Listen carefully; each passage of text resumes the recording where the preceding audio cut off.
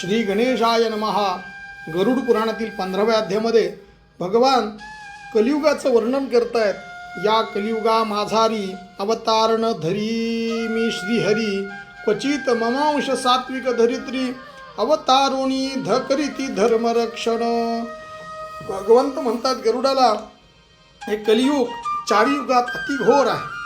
पूर्वी प्रत्येक युगामध्ये मी स्वतः अवतार घेऊन दुष्टाचे निर्दलन करून धर्माची पुनर्स्थापना केली, पण कलियुगामध्ये मात्र ते काम माझे अंशभूत संत महात्मे व देव करतील. कारण कलीमध्ये कोणालाही पापाचरणाचे भय नसेल. ब्राह्मण दांभिक बनतील, लोभी होतील, म्लेच्छांचे आचार अनुसरतील, वेदाध्ययन सोडून ते म्लेच्छ शास्त्रे शिकतील, शूद्रांची सेवा करतील. तरीही ब्राह्मण हे वंदनीय असले पाहिजेत. तीर्थशास्त्रे आणि ब्रह्मज्ञ यांची निंदा करणारे नरकात जातील असं सुद्धा भगवंत सांगतायत. पती व पत्नी या दोघांमध्ये खरे प्रेम नसेल, तसे जर एखाद्या जोडप्यात दिसले तर त्याच्या मागे स्वार्थ असेल असं सुद्धा भगवंत सांगतायत. मैत्री लोभापाटी होईल, प्रजा दरिद्री बनेल, शूद्र व म्लेंच हे बहुसंख्य होतील.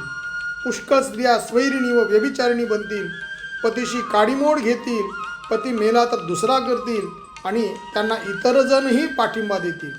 चांगल्या कुळात चोर निपजतील, राजे आपलाच प्रजेला लुबाडतील, ज्ञानी ब्राह्मण द्रव्यलोभी होतील, विषय वासनेने गुलाम होतील, आश्रम धर्माचा लोप होईल, संन्यासी आश्रम स्थापतील, दिखाऊपणा करून पुरुष व स्त्रियांना ब्रह्मज्ञानाच्या गप्पा सांगून लुबाडतील.